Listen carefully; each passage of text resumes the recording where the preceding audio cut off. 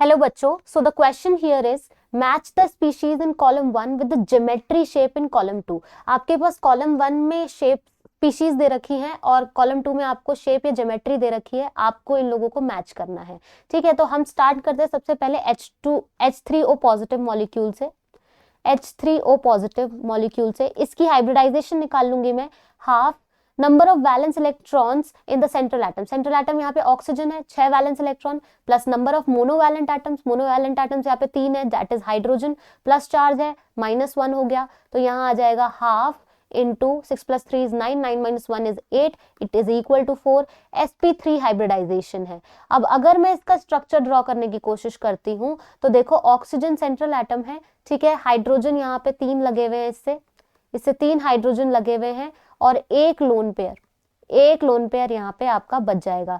ठीक है, तो ये इनमें से एक तो कोऑर्डिनेट बॉन्ड होगा क्योंकि यहाँ पे लोन पेयर डोनेट कर रहा है ऑक्सीजन। ठीक है, तो ये हो गया आपका H3O पॉजिटिव मॉलिक्यूल, जिसकी जो शेप है वो पिरामिडल होगी। क्या होगी? पिरामिडल होगी।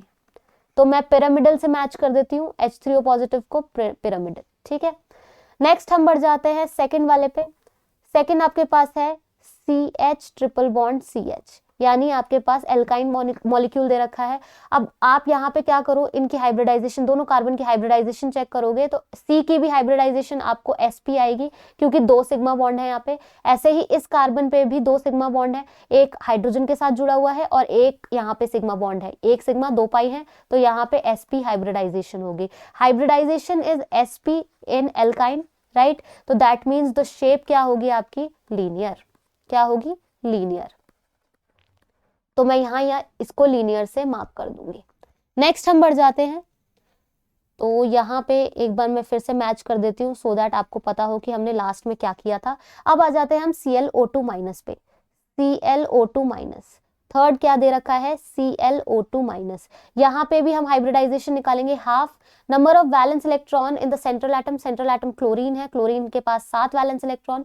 नंबर ऑफ मोनोवैलेंट एटम्स पूछा है, लेकिन oxygen is a divalent atom, तो यहाँ पे +0 हो जाएगा। तो यानी यहाँ पे जो आपके पास ClO2 माइनस है, तो यानी +1 भी हम करेंगे। ठीक है, +1 भी करेंगे, कर देते हैं +1। तो यहाँ आपका आंसर आ जाएगा half into 8, it is equal to 4, यानी sp3 हाइब्रिडाइजेशन है ClO2 माइनस की। इसका अगर मैं स्ट्रक्चर ड्रॉ करती हूँ, स्ट्रक्चर ड्रॉ कर देते हैं Cl। ठीक है, क्लोरीन के पास होते हैं 7 वैलेंस इलेक्ट्रॉन्स, 2 तो लोन पेयर ही हो जाएंगे। ठीक है, और डबल बॉन्ड O और सिंगल बॉन्ड O माइनस। ठीक है, तो ये आपका ClO2 का स्ट्रक्चर है। ये कुछ वाटर जैसा ही स्ट्रक्चर है, तो इसको हम एंगुलर ज्योमेट्री देंगे। क्या देंगे? Angular geometry. Angular geometry.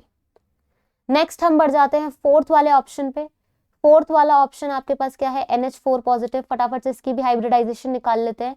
Half number of valence electron in the central atom in nitrogen. Nitrogen central atom है, 5 valence electron, plus number of monovalent atom, 4 monovalent atoms है।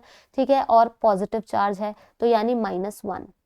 तो ये आ जाएगा आपका half into 8, it is equal to 4, यानी sp3 hybridisation.